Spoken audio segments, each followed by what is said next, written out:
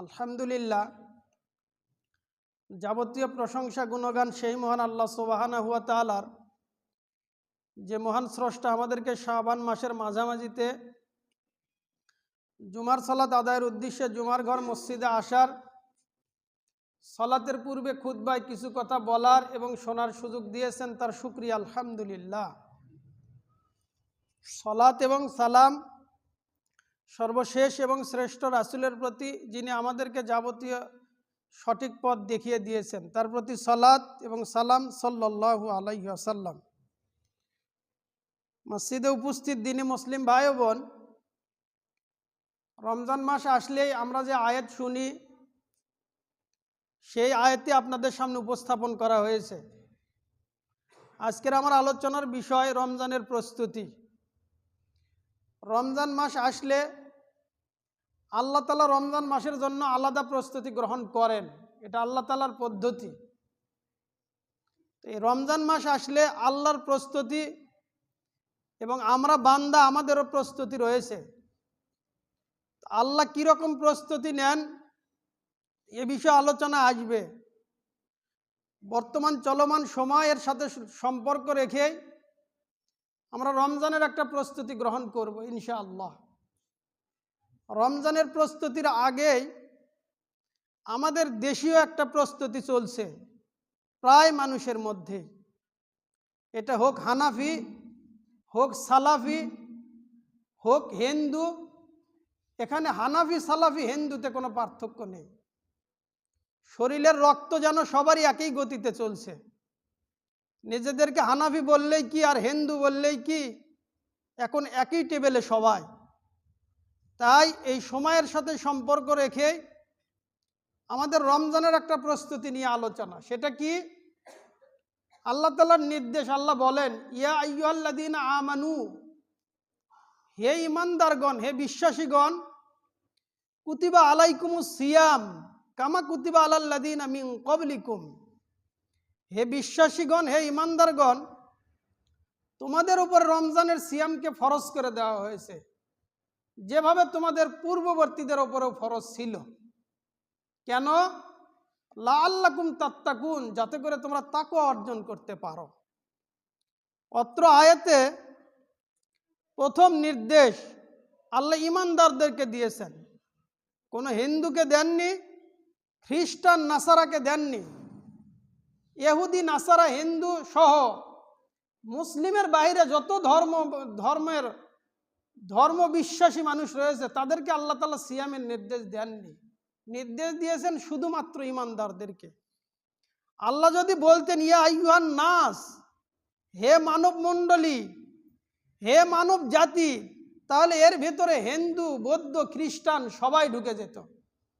কিন্তু আল্লাহ তাআলা সবাইকে বলেননি। আল্লাহ কাকে বলেছেন? ঈমানদারদেরকে বলেছেন, বিশ্বাসীদেরকে বলেছেন। এবং সিয়ামের একটা ফজিলত আল্লাহ তাআলা অত্র আয়াতে বলেছেন যে লাআল্লাকুম তাত্তাকুন, যাতে করে তোমরা তাকওয়া অর্জন করতে পারো। তাহলে তাকওয়া অর্জনের পূর্বে আপনাকে আমাকে ঈমানদার হতে হবে, মুমিন হতে হবে। যদি আপনার আমার ঈমান না থাকে, তাহলে এই সিয়াম আপনার আমার কোনো উপকারে আসবে না। ঈমান না থাকলে সিয়াম ধর্তব্য নয়, সহ অন্যান্য ইবাদত ধর্তব্য নয়। বিশেষ করে সিয়ামের সাথে আলোচনা। তাহলে আপনার আমার ঈমানকে আগে পরিশুদ্ধ করতে হবে। আপনার আমার ঈমান যদি পরিশুদ্ধ না হয়, তাহলে এই সিয়াম, রাতের কিয়াম, হজ, যাকাত সহ যতগুলি ইবাদত কোনোটাই ধর্তব্য নয়। আগে ঈমান থাকতে হবে। ঈমানের মধ্যে যদি ত্রুটি থাকে, তাহলে ইবাদত আল্লাহ তাআলা গ্রহণ করবেন না। ঈমান সবার আগে। তাহলে আমাদেরকে বুঝতে হবে ঈমান কি, আর আমাদেরকে বুঝতে হবে তাকওয়া কি। এই দুই পয়েন্টে আলোচনা সামনে নিয়ে যাব, সাথে বর্তমান সময়কে মিলে দেব। তাহলে ঈমান না থাকলে সিয়াম কোনো উপকার দেবে না, তাকওয়া অর্জিত হবে না। এখন তাকওয়া কি? তাকওয়া সম্পর্কে ওমর বিন খাত্তাব রাদিয়াল্লাহু আনহু উবাই বিন কাব রাদিয়াল্লাহু আনহুকে জিজ্ঞাসা করলেন যে মাযা তাকওয়া, হে উবাই বিন কাব, বলো তো তাকওয়া কি? উবাই বিন কাব রাদিয়াল্লাহু আনহু বললেন, আমার সালাক্তা তরিকা যা শাউক, হে ওমর তুমি কি এমন কোন রাস্তা দিয়ে অতিক্রম করেছো যেই রাস্তা সংকীর্ণ এবং কাঁটাযুক্ত, যেই রাস্তার দুই পাশ কাঁটাযুক্ত এবং রাস্তাটা অত্যন্ত সংকীর্ণ, তুমি কি এরকম রাস্তা দিয়ে অতিক্রম করেছো? এরকম রাস্তা দিয়ে অতিক্রম করলে তুমি কি করতে?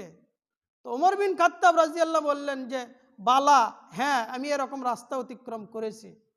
তো উবাই বিন কাব রাদিয়াল্লাহু বললেন ফামা সনাতা বা ফামা ফালতা, তুমি কিভাবে ওই রাস্তা অতিক্রম করতে?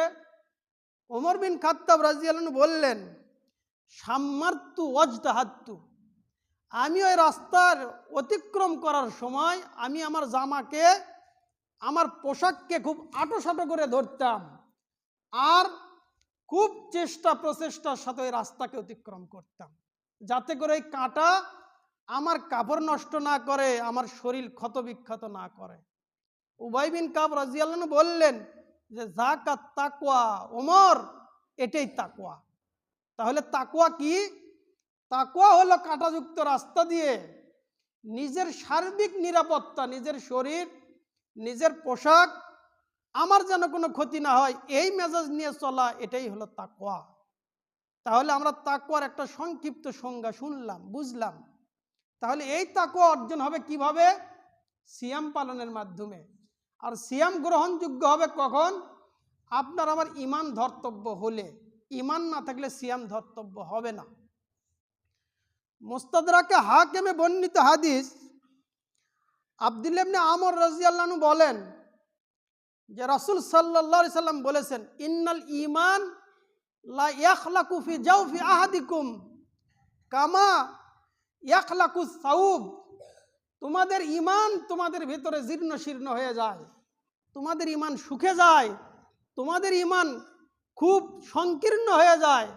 কামা ইয়াখলাকু সাউব, যেভাবে তোমাদের কাপড় পুরাতন হয়ে যায়, যেভাবে তোমাদের কাপড়ের বয়স হয়ে গেলে দুর্বল হয়ে যায়, যেভাবে কাপড় তোমাদের মানে স্বাভাবিকতার থেকে ছিঁড়ে যায়, কাপড় আর স্বাভাবিক অবস্থায় থাকে না, এভাবে তোমাদের ঈমানও জীর্ণ শীর্ণ হয়ে যায়, ঈমান হালকা হয়ে যায়, ঈমান নষ্টের উপক্রম হয়ে যায়। তোমরা কি করো? ফাসআলুল্লাহ আইয়ুজাদ্দিদাল ঈমান ফি কুলুবিকুম, তোমরা আল্লাহর কাছে চাও যে আল্লাহ আমাদের ঈমানকে আপনি নবায়ন করেন। আমরা যারা আহলুস সুন্নাহ ওয়াল জামাআহ, তাদের এই বিশ্বাস যে আমাদের ঈমান বাড়ে এবং কমে। যারা আহলুস সুন্নাহ ওয়াল জামাত নয়, যারা রাসূল সাল্লাল্লাহু আলাইহি সাল্লামের পরিপূর্ণ অনুসারী নয়, তাদের কথা হলো যে ঈমান বাড়েও না কমেও না, ঈমান যা আছে তাই। ওই আবু জাহেলের ঈমান যা, আবু বকর সিদ্দিক রাদিয়াল্লাহু আনহু ঈমান তা, আপনার আমার ঈমানও তা। তাদের কাছে ঈমানের কম বেশি নাই, ঈমান সবারই সমান। কিন্তু এই কথাটা কুরআন সুন্নাহ বিরোধী। যেমন অত্র হাদিস, ঈমান যা ছিল ওখান থেকে কমতে কমতে একদম সংকীর্ণ হয়ে যায়, একদম পুরাতন হয়ে যায়, ঈমানের কার্যকরিতা আর থাকে না।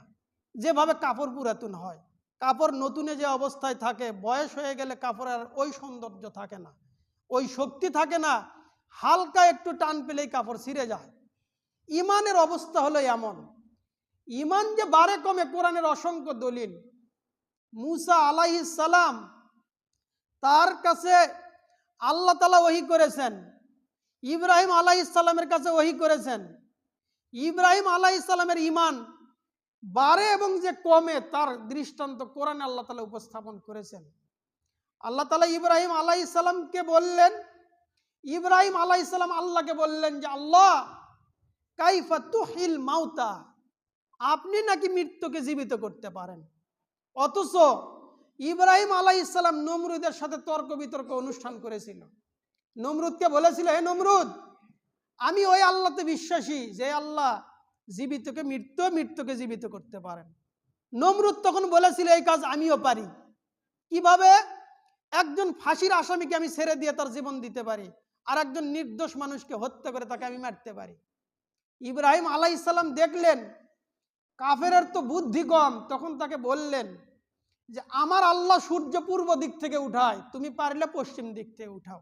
আল্লাহ বলেন ফাবুহিতাল্লাযী কাফার, এখন নমরুদ হতভঙ্গ হয়ে গেল, সে তো কাফের, সে নির্বুদ্ধি হয়ে গেল, নির্বুদ্ধিতার পরিচয় দিয়ে সে হতভম্ব হয়ে গেল যে পশ্চিম দিক থেকে কিভাবে সূর্য উঠাবে। তো ইব্রাহিম আলাইহিস সালাম এই বিশ্বাস করতেন যে আল্লাহ জীবিতকে মৃত্যু, মৃত্যুকে জীবিত করতে পারেন, কিন্তু তিনি আল্লাহকে বলছেন কাইফা তুহিল মাউতা, আল্লাহ আপনি জীবিতকে মৃত্যু কিভাবে করতে পারেন, মৃত্যুকে জীবিত কিভাবে করতে পারেন, আমি একটু দেখতে চাই। আল্লাহ বললেন আওয়ালাম তুমিন, তুমি কি বিশ্বাস করো না? তিনি বললেন কলা বালা, অবশ্যই বিশ্বাস করি, ওয়ালাকিন লিয়াতমাইন্না কলবি, আল্লাহ আমি বিশ্বাস করি ঠিক, তবে আমার অন্তরের প্রশান্তি পেতে চাই, আমার ইমানের ঘনত্ব বাড়াতে চাই, ইমান যা আছে আমি আমার ইমানকে আরো সচক্ষে দেখতে চাই যে আপনি কিভাবে মৃত্যুকে জীবিত করতে পারেন। আল্লাহ তখন বললেন ফাকুজ আরবাতাম মিনাত তয়র, তুমি 4টি পাখি ধরো, এরপর 4টি পাখিকে পোষ বানাও, এই 4 পাখিকে টুকরা টুকরা করে কাটো, এরপরে 4টা পাহাড়ের উপর রেখে এসে ওই 4 পাখিকে তুমি ডাক দাও, তারা জীবিত হয়ে ফিরে আসবে। আল্লাহ তাআলা দেখিয়ে দিয়েছেন। ইব্রাহিম আলাইহিস সালামের ইমানের ঘনত্ব বেড়ে গেল। মুসা আলাইহিস সালামের ইমান ছিল, আল্লাহ তাআলা বললেন হে মুসা তিলকা বিয়ামিনিকা ইয়া মুসা, হে মুসা তোমার হাতে ওটা কি? মুসা আলাইহিস সালাম বললেন ক্বালা হিয়া আসায়া, এটা তো আমার হাতের লাঠি, আমার এই লাঠি দিয়ে কি করি?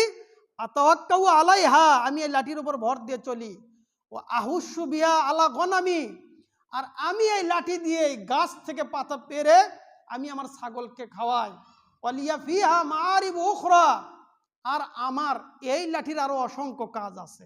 কি কাজ আছে মুসা আলাইহিস সালাম এত কিছু জানেন না। আল্লাহ বললেন মুসা এই লাঠিকে তুমি নিক্ষেপ করো। লাঠিকে যখন তিনি নিক্ষেপ করলো, লাঠি সাপ হয়ে এবার দৌড়ান শুরু করলো।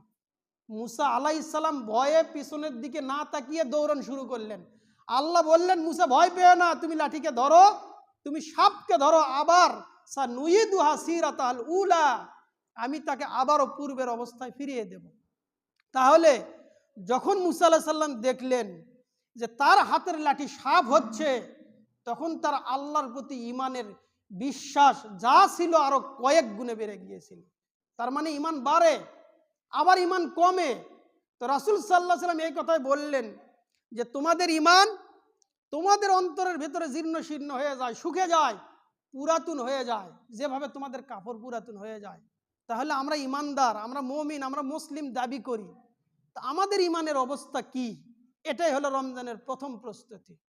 রমজানের প্রস্তুতি এটা নয় যে রমজান মাস আসলেই ছোলা বুটের দাম বেড়ে যাবে তাই 1 সপ্তাহ আগে কিনে রাখতে হবে, সেমাই চিনি কিনে রাখতে হবে, এটা রমজানের প্রস্তুতি নয়। ওটা তো খাবারের প্রস্তুতি। হ্যাঁ, ওটা রমজানের একটা অংশ, আপনি কি খাবেন তার প্রস্তুতি নিতে পারেন, কিন্তু ভেতরের ইমানই যদি না থাকে তাহলে এই সিয়াম এই কিয়াম দিয়ে কি লাভ হবে? এই সিয়াম উপকার দেবে না। আপনার আমার ইমান আগে পরিশুদ্ধ করতে হবে। আবু সালাবা আল খুশানি রাদিয়াল্লাহু আনহু থেকে বর্ণিত, তিনি বলেন যে রাসূল সাল্লাল্লাহু আলাইহি সাল্লাম বলেছেন ইন্না মিন ওয়ারাইকুম আইয়ামাস সবর, তোমাদের সামনে এমন একটা দিন আসবে, এমন একটা সবর যেটা ধৈর্যের সময় আসবে। আর ওই সময়ে ধৈর্য ধরা কেমন? আস-সাবরু ফিহি মিসলু কবজি আলাল জামর, আর ওই সময়ে ধৈর্যটা হলো এমন যে তোমাদের কোনো ব্যক্তি লোহার একটা অঙ্গার, যেই লোহার টুকরাকে আগুনে উত্তপ্ত করা হয়েছে, এই উত্তপ্ত লোহার টুকরাকে হাতে রাখা যেরকম কঠিন, ওই সময়ে তোমাদের ইমান ধরে রাখা কঠিন। তার মানে ইমান যায় যায়, ইমান যেন চলে যাচ্ছে, ইমান ধরে রাখা কঠিন। হাতে লোহার অঙ্গার ধরে রাখা যেরকম কঠিন, উত্তপ্ত তাপযুক্ত লোহাকে হাতে ধরে রাখা যেমন, আপনার আমার ইমানকে ধরে রাখা তেমন। ইমানের অবস্থা হবে এমন। ফিতনা পর্বের তো একাধিক হাদিস, মানুষ সকাল করবে ইমান, বিকাল করবে কাফের, আবার বিকেল হলো ইমানদার, সকালে কাফের, মানে দুদুল্য অবস্থায় তার ইমান যেন যায় যায়, কোন পরিস্থিতিতে যাচ্ছে সে বুঝতেই পারবে না। তার একটা উৎকৃষ্ট উদাহরণ, যার সলাত নাই তার ইমান নাই, যার সলাত নাই তার ইমান নাই। আজকে যে ফজরের সালাত পড়েনি সে জোহরের আগ পর্যন্ত কাফের, এটাতে সব ইমাম একমত, কেউ বলেনি সেই ইমানদার। যখনই জোহরের সালাত পড়বে আবার সেই ইমানদার, আবার সেই ইমান নিয়ে চলছে, আসরের সালাতের সময় হলো, আসরের সালাত পড়লো না, আবার সে কুফুরিতে নাম দিয়ে দিল। এখন আপনি আমি নিজেকে হিসাব করি, পরিস্থিতি কি? আড্ডা তো চলে রাত 12টা পর্যন্ত, ক্লাবে ক্লাবে বসে থাকা চলে রাত 1টা 2টা পর্যন্ত, কিন্তু মসজিদের এখানে নাই কেন? ইমান কোথায়? ইমান এখন ওই তাঁবুর নিচে, যেটা চলছে বর্তমান সময়ে। ইমান বহু দূরে চলে গিয়েছে আমাদের। ইমানকে রক্ষা করা জরুরি। এই সময়কে লক্ষ্য করে পরিস্থিতি এত জটিল হয়, কতজন না আত্মহত্যা করবে, কতজন আত্মহত্যা করেছে আমাদের খুব কাছের মানুষ। এই কয়েকদিন আগে মিছিলে গিয়ে সে ওখানেই নিহত হয়েছে, মারা গিয়েছে। কেন? সে জিহাদের ময়দানে। মিছিল মানে এখন সে জিহাদের ময়দানে। পরিস্থিতি সহজ নয়, পরিস্থিতি কঠিন। আমাদের একটু বিচার বিবেচনা থাকার প্রয়োজন। সলাত নাই, সিয়াম নাই, ভালো মন্দর বিচার নাই, এখন গরম পানি নিয়ে আড্ডা চলছে। আর কে কার খাবে, কে কার খাওয়াবে, ভেতরে ভেতরে এই পরিকল্পনা চলছে। আর নেতাদের পরিস্থিতি তো আরো জটিল। আপনাকে সব করে দেবে, কিন্তু যেই দিন ভোটে উঠবে সেই দিন দেখবেন উনি আমেরিকায়, বাংলাদেশে আর নাই। বাংলাদেশে সিমেন্ট বালু এখন আমেরিকাতে নিয়ে গিয়ে কিভাবে নিয়ে যাওয়া যায় এই পরিকল্পনা চলছে। এটা হলো নেতার অবস্থা। আর ওই নেতার সাপোর্টে কি হানাফি, কি সালাফি, কি জিলাপি, কি খাজা, সব দৌড়াচ্ছে। রক্ত যেন পচে গেছে, শরীরে রক্ত নাই। ও নাকি সালাফি, ও নাকি আহলুল হাদিস, ও চলে নেতার পেছনে। যেই নেতার দিন ধর্ম ঠিক নাই, তারও ইমান নাই, এরও ইমান নাই। ও হিন্দুর মিছিলেও চলে, ও আবার মুসলিমের মিছিলেও চলে। ও বলে আমি ইমানদার, ও বলে আমি ইমানদার। পরিস্থিতি সহজ নয়, পরিস্থিতি কঠিন। নিজেদের ইমান ধরে রাখা কত কঠিন, অনেক কঠিন। আপনি বুঝতে পারবেন সালাতের রক্ত আসলে। তাঁবুর নিচে আড্ডা চলে, মসজিদগুলো ফাঁকা চলে। মসজিদে উপস্থিত দিনী মুসলিম ভাই ও বোন, নিজেদের ইমান রক্ষা করা আমাদের প্রত্যেকেরই কর্তব্য। আমার ইমান আমি রক্ষা করব, আমার পরিবারের দিক নির্দেশনা দেব। এভাবে পাগলামি চলবে কেন? পাগলামি দেশে চলছে, চলতেই থাকবে, তো তার সাথে আমি কেন? রাসূল সাল্লাল্লাহু আলাইহি সাল্লাম বলেন, পরিস্থিতি হবে এমন, আগুনের অঙ্গার হাতে নিয়ে থাকা যেরকম কঠিন, আপনার আমার ইমান ধরে রাখা কঠিন।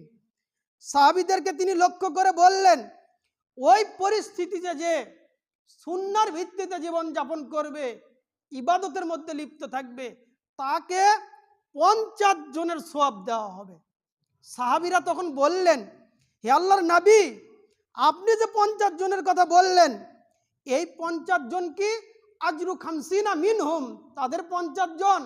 রাসূল সাল্লাল্লাহু আলাইহি সাল্লাম বলেছেন, না, আজরু খামসিনা মিনকুম, হে সাহাবীরা, তোমাদের 50 জন ইবাদত করলে যেই পরিমাণ সওয়াব, ফিতনার সময়ে শেষ জামানায় একজনের সওয়াব সেই পরিমাণ সওয়াব। যারা ঘরে বসে ইবাদত করবে তাদেরকে মনে হয় বেদিন, তারা দুনিয়াদারি কিছু বোঝে না। আর ওরাই বোঝে যারা সালাত নাই, যাদের সিয়াম নাই, তাঁবুর নিচে বসে থেকে আড্ডা দেয়, 1 কাপ গরম পানির জন্য জীবন দিচ্ছে। আমি যতটুকু জানি যে এই সময়ে সরকারের পক্ষ থেকে অনুমতি, একজন ভোটারের পিছনে 10 টাকা খরচ করার অনুমতি আছে একজন এমপির। অথচ একজন ব্যক্তি দিনে 5 কাপ চা খায়। 5 কাপ চায়ের দাম কত? এই সময়ে চার দাম যদি 5 টাকা করে হয় তাহলেও তো 25 টাকা হয়। তো একদিনে 25 টাকা 50 টাকা খাচ্ছে। চার বিল যদি এত হয়, ও ভেতরে ভেতরে আর কত কি খায়? কেন খাবে? কার টাকা খাচ্ছে? তাই তো এমপিকে আর ভোটের পরের দিন পাওয়া যায় না। ভোটের আগেই যে খাওয়া আছে, এই জন্য ভোটের পরের দিন সে এখন অন্য দেশে। আপনার টাকা তখন সে বসে বসে খাবে। মানুষ পাগল হলে কি এত পাগল হয়? এই 1 কাপ চা, একটা ভোটের স্বাধীনতা মানে, ছোট বাচ্চা বাড়িতে কান্নাকাটি করে, তাই একটা তাকে ললিপপ কিনে দেন, ও এখন চুষুক, ও এখন চুষে চুষে খাবে, 1 ঘন্টা নষ্ট করুক, আর আপনি আপনারটা করবেন। তো আমরা বেকুব মুসলিমের অবস্থা হলে এমন, 1 কাপ চার জন্য 1 ঘন্টা বসে থাকি। আহ, কি মজা, কি মজার দিন চলছে। আল্লাহ আমাদেরকে ঈমান রক্ষা করে চলার তৌফিক দান করুক, আমিন। আমর বিন সাদ রাদিয়াল্লাহু আনহু থেকে বর্ণিত, তিনি বলেন, সাদ ইবনে আবি ওয়াক্কাস রাদিয়াল্লাহু আনহু 10 জন সার্টিফিকেট প্রাপ্ত, জান্নাতের সার্টিফিকেট প্রাপ্ত সাহাবী। রাসূল সাল্লাল্লাহু আলাইহি সাল্লাম তার জীবদ্দশায় একাধিক সাহাবীর জান্নাতের ঘোষণা দিয়েছেন। 10 জনের কথা বিশেষ করে বলেছেন, একই হাদিসের মধ্যে 10 জনের কথা। এই 10 জন ছাড়াও বাকি অসংখ্য সাহাবীর জান্নাতের ঘোষণা সেই সময়ই ছিল। তো স্পেশাল 10 জন, এই 10 জনের একজন হলো সাদ ইবনে আবি ওয়াক্কাস রাদিয়াল্লাহু আনহু। তার প্রায় 4টি ছেলে ছিল। এর মধ্যে একটি ছেলের নাম হলো উমার। এই উমার রাজনীতি করত সেই সময়ের রাজনীতি। যখন খলিফা ওসমান রাদিয়াল্লাহু আনহুর সময় ফিতনার সময় এসে গেল, তখন সে এরকম রাজনীতি করত। সে তার বাবা সাদ ইবনে আবি ওয়াক্কাস রাদিয়াল্লাহু আনহুর কাছে উটের উপর আরোহণ করে আসলেন। হাদিস সহিহ মুসলিম 7322। তিনি তার বাবার কাছে আসলেন। সাদ ইবনে আবি ওয়াক্কাস রাদিয়াল্লাহু আনহু আরেক ছেলের নাম হলো আমের। সে বলছে আমার ভাই যখন ওখানে আসলেন বাবার কাছে, বাবা সেই সময় উট দেখাশোনা করছে, ছাগল দেখাশোনা করছে। যখন তিনি তার ছেলেকে দেখলেন, ছেলেকে দেখা মাত্রই বললেন, আল্লাহুম্মা ইন্নী আউযু বিকা মিন শাররি হাযার রাকিব। হে আল্লাহ, আমি এই যে আরোহী, এই যে আগন্তুক ব্যক্তির কাছ থেকে আল্লাহ আপনার কাছে আশ্রয় চাই। ছেলের কাছ থেকে আশ্রয় চাইলেন, ছেলের কাছ থেকে আশ্রয় চাইলেন আল্লাহর কাছে। এরপরে ছেলে ঘোড়া থেকে নামলেন। নামার পরে বাবার কাছে এসে আবার পরামর্শ দিচ্ছে। বাবাকে বললেন, বাবা আপনি এই উট আর ছাগল নিয়ে ব্যস্ত, অথচ ওয়াতারাক্তান নাস ইয়াতানাজাউনাল মুলক বাইনাহুম, আর মানুষ তো রাজ্য নিয়ে পরস্পরের মধ্যে ঝগড়া বিবাদে লিপ্ত, আর আপনি এই উট ছাগল নিয়ে ব্যস্ত, তো আপনিও আসেন। ছেলের দৃষ্টিভঙ্গি ছিল যে আমার বাবা জান্নাতের সার্টিফিকেট প্রাপ্ত মানুষ, সম্ভ্রান্ত মানুষ, ভালো মানুষ, সে যদি ওখানে দাঁড়ায় সেও একটা পদ পাবে, তাকে মূল্যায়ন করবে। তখন তিনি তার ছেলের বুকে আঘাত করলেন, ফাযরাবা বিসদরি, ছেলের বুকে একটা ঘুষি দিয়ে দিলেন। ঘুষি দিয়ে ছেলেকে বললেন, ছেলে শোনো, আমি রাসূল সাল্লাল্লাহু আলাইহি সাল্লামকে বলতে শুনেছি, তিনি বলেছেন ইন্নাল্লাহা ইউহিব্বুল আবদাত তাকিয়াল গনিয়াল খফি।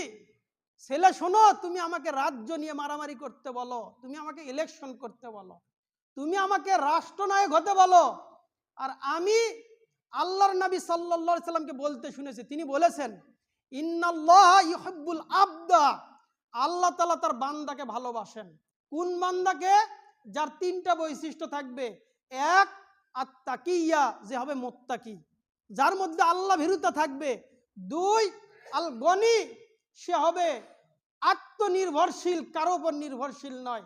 3, অল খফি, যে মানুষের সমস্ত ঝামেলা থেকে মুক্ত হয়ে নির্জনে জীবন যাপন করে। এই বান্দাকে আল্লাহ তাআলা ভালোবাসেন। তাই সে উট ছাগল নিয়ে ব্যস্ত, ভোটাভুটি নিয়ে ব্যস্ত নয়।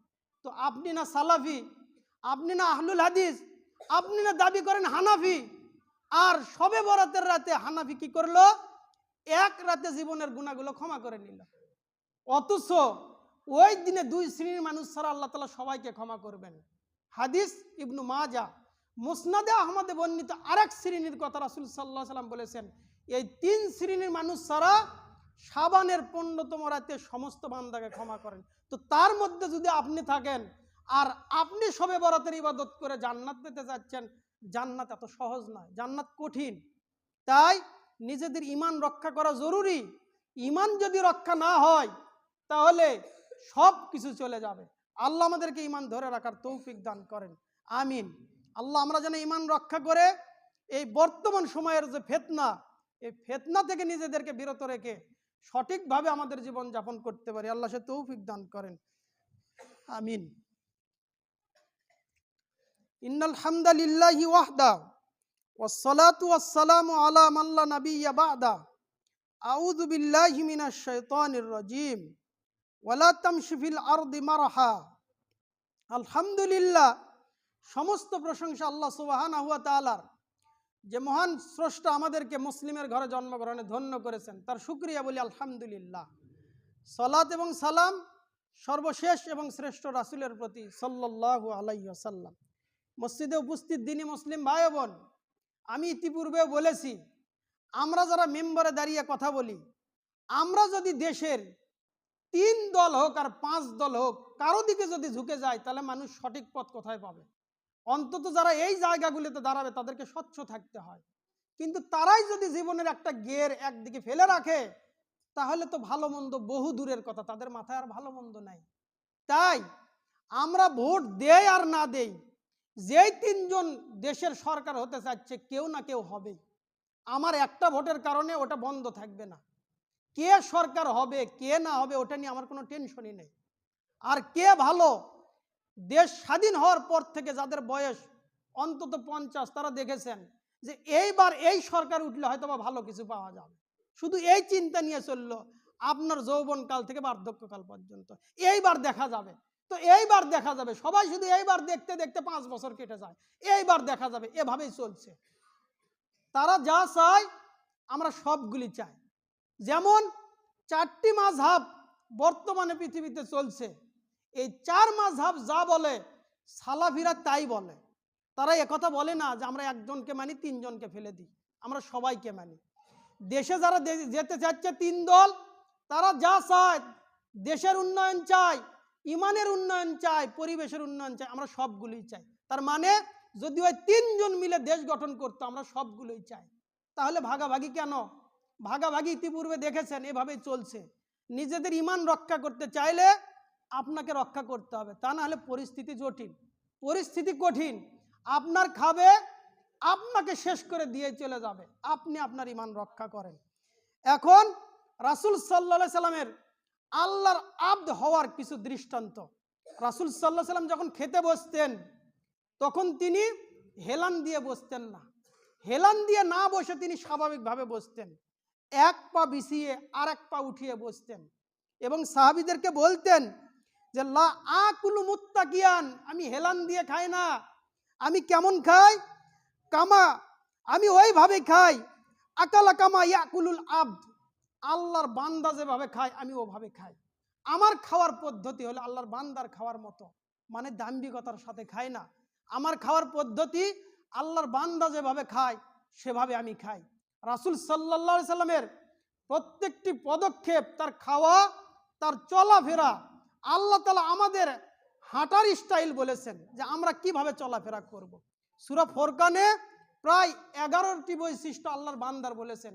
এর মধ্যে 1 নম্বর বৈশিষ্ট্য আল্লাযিনা ইয়ামশুনা আলাল আরদি হাওনা, তারা জমিনে যখন চলবে নম্রভাবে চলবে, দাম্ভিকতার সাথে চলবে না। কেন?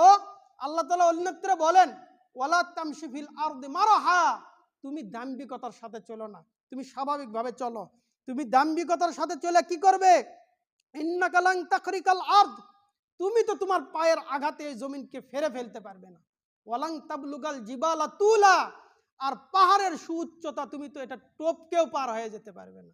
সুতরাং তুমি আল্লাহর বান্দার মতো চলো, তুমি স্বাভাবিক জীবন যাপনে চলো, এটা আল্লাহ তাআলার নির্দেশ। কিন্তু দাম্ভিকতা যা চলছে, যেভাবে মিছিল মিটিং, যেভাবে খাওয়া, আল্লাহর বান্দার বৈশিষ্ট্য বহু দূরে চলে গিয়েছে। ওই এখন এমপির বান্দা হয়ে গিয়েছে। আপনি চা খাওয়ার ধরনে দেখেন, তার টাকা খাওয়ার ধরনে দেখেন, আর সমাজের ভেতর হাঁটা চলার অবস্থা দেখে দেখেন, ও এখন আল্লাহর বান্দা আর নাই। ইমান বহু দূরে চলে গিয়েছে। কাউকে নাম ধরে বলিনি, নাম ধরে বলা আমাদের স্বভাব নয়। সবাইকে সংশোধন হতে হবে, আল্লাহর বান্দা হয়ে জীবনযাপন করতে হবে, না হলে পরিস্থিতি অত্যন্ত জটিল, অত্যন্ত কঠিন।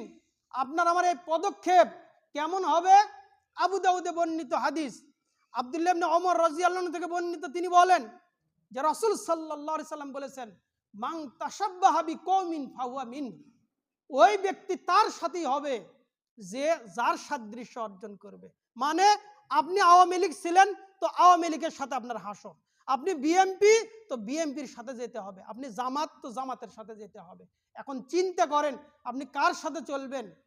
আব্দুল্লাহ ইবনে মাসউদ রাদিয়াল্লাহু আনহু বলেন রাসূল সাল্লাল্লাহু আলাইহি সাল্লামের কাছে এক ব্যক্তি এসে বললেন কাইফা তাকুল ফি রাজুল, হে আল্লাহর নবী আপনি ওই ব্যক্তি সম্পর্কে কি বলেন যে ব্যক্তি আহাব্বা কওমা ওয়ালাম ইয়ালহাক বিহিম, যে কাউকে ভালোবাসে অথচ তার সাথে মিলিত হয়নি, তার সাথে মিলিত হওয়া সম্ভব হয়নি, তাহলে তার সম্পর্কে আপনার মন্তব্য কি?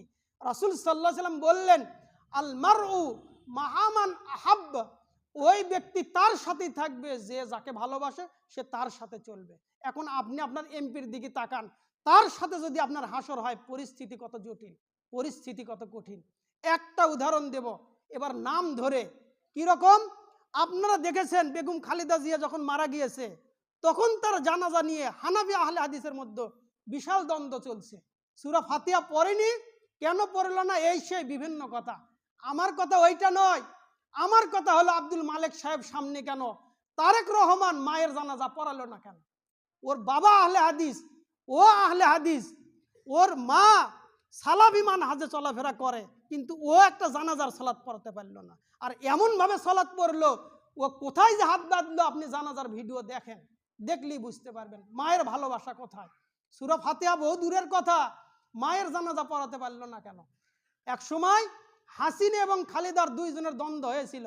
খালেদা বলেছিল যে হাসিনার ছেলে আহলে কিতাবের মেয়েকে বিবাহ করেছে, মানে খ্রিস্টানের মেয়েকে বিয়ে করেছে। তখন হাসিনা বলেছিল খালেদারও ছেলে আহলে হাদিসের ঘরের মেয়েকে বিবাহ করেছে।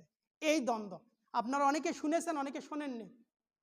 হাসিনা মনে করতো আহলে কিতাব আর আহলে হাদিস একই জিনিস। তো আহলে হাদিসের মেয়ের ঘরে বিবাহ হলো, বাবা আহলে হাদিস হলো, আর ছেলে কি আহলে হাদিস নে হানাফি নে কি, কিছুই বোঝা গেল না। এই কথাতে অনেকের কাছে খারাপ লাগতে পারে, খারাপ লাগার জন্য নয়, আমার খারাপ লেগেছে। মা মারা গেল, জানাজা পড়ালো না কেন? সে কি পারলো না? পড়ালো না। পড়ালো না কেন? পারলো না কেন? সে দেশ চালানোর সিদ্ধান্ত নিয়েছে, মায়ের জানাজা পড়াতে পারলো না। অবাক করা বাংলাদেশ, এভাবে চলছে। কি যে চলছে বাংলাদেশে, কারো বিরোধিতা নয়, আপনার হাসর হবে তার সাথে যার সাথে আপনার ভালোবাসা। আনাস বিন মালিক রাদিয়াল্লাহু আনহু থেকে বর্ণিত, তিনি বলেন যে রাসূল সাল্লাল্লাহু আলাইহি সাল্লামকে বলা হলো, হে আল্লাহর নবী, আমি আপনাকে জিজ্ঞাসা করছি যে কিয়ামত কখন হবে। রাসূল সাল্লাল্লাহু আলাইহি সাল্লাম বললেন, ওয়া মাযা আ'দাত্তা লাহা, তুমি কিয়ামত সম্পর্কে জিজ্ঞাসা করো তো কিয়ামতের প্রস্তুতি কি? তখন তিনি বললেন, লা শাইআ, কোনো প্রস্তুতি নেইনি, ইল্লা আন্নী উহিব্বুল্লাহ ওয়া রাসূলা, আমার দুইটা জিনিস আছে। এক, আমি আল্লাহকে ভালোবাসি, আল্লাহর নবীকে ভালোবাসি। রাসূল সাল্লাল্লাহু আলাইহি সাল্লাম বললেন, আনতা মান আহবাবতা, তুমি কিয়ামতের দিন তার সাথেই থাকবে যার সাথে তোমার ভালোবাসা থাকবে। আনাস রাদিয়াল্লাহু আনহু বলেন, রাসূল সাল্লাল্লাহু আলাইহি সাল্লামের আমরা কোনো কথাই এতটা খুশি হইনি যতটা এই কথায় খুশি হয়েছি যে আনতা মান আহবাবতা, তুমি তার সাথে কিয়ামতের দিন থাকবে যাকে তুমি ভালোবাসো। আনাস রাদিয়াল্লাহু আনহু বলেন, সুতরাং আমি ঘোষণা দিচ্ছি, উহিব্বুন নবী সাল্লাল্লাহু আলাইহি সাল্লাম ওয়া আবু বকরিন ওয়া ওমর, আমি ভালোবাসি আল্লাহর নবীকে, আবু বকরকে, ওমর রাদিয়াল্লাহু আনহুমাকে, আর আমি আশা করি ও আরজু আন আকুনা মিনহুম, আমি কিয়ামতের দিন তাদের সাথে কিয়ামতের দিন যাব। যদিও ওয়ালাম আমাল বিমিসলি আমালিহিম, তাদের মতো আমার আমল নাই, কিন্তু ভালোবাসা আছে তাদের কাছে, সুতরাং তাদের সাথে আমার কিয়ামত হবে, তাদের সাথেই জান্নাত হবে। আপনার ভালোবাসা এক কাপ চা, একটা ভোটের বিনিময় কতগুলি সময় নষ্ট হচ্ছে, হিসাব করা প্রয়োজন। রাসূল সাল্লাল্লাহু আলাইহি সাল্লাম বলেন, আবু দাউদে বর্ণিত হাদিস বলে শেষ করব, আল কুদাতু সালাসা, তিন শ্রেণীর বিচারক রয়েছে, আল ওয়াহিদু ফিল জান্নাহ ওয়াসনানি ফিন নার, তিন শ্রেণীর বিচারকের মধ্যে এক শ্রেণীর বিচারক যাবে জান্নাতে আর দুই শ্রেণীর বিচারক যাবে জাহান্নামে। এরপরে রাসূল সাল্লাল্লাহু আলাইহি সাল্লাম স্পষ্ট করেছেন, রজুলুন আরাফাল হক, যেই বিচারক সত্য জেনেছে, ফাকাযা বিহি ফাহুয়া ফিল জান্নাহ, সত্য জানে, সত্য মাফিক বিচার করে, সে যাবে জান্নাতে। ওয়া রাজুলুন আরাফাল হক, যে সত্য জানে, ফালাম ইয়াকযি বিহি, সে সত্য অনুসারে বিচার করে না, ওয়া জাযা ফিল হুক, আর সে মন মতো বিচার করে, ফাহুয়া ফিন নার, সেও যাবে জাহান্নামে। ওয়া রাজুলুন লাম ইয়ারিফিল হক ফাকাযা লিন নাস, সে সত্য জানে না, মিথ্যার ভিত্তিতে মানুষের প্রতি বিচার করে, রাসূল সাল্লাল্লাহু আলাইহি সাল্লাম বলেন ওই ব্যক্তিও যাবে জাহান্নামে। এখন আপনি যে নেতার পেছনে চলছেন, সেই নেতাকে হিসাব করেন, সেই নেতা জান্নাতি নাকি জাহান্নামী, তার চলাফেরা কোথায়, তার যৌবনকাল কোথায়, তার এই বয়স কোথায়, তার অর্থ কোন দিকে আসে কোন দিকে যায়, একটু চিন্তা করে চলা উচিত।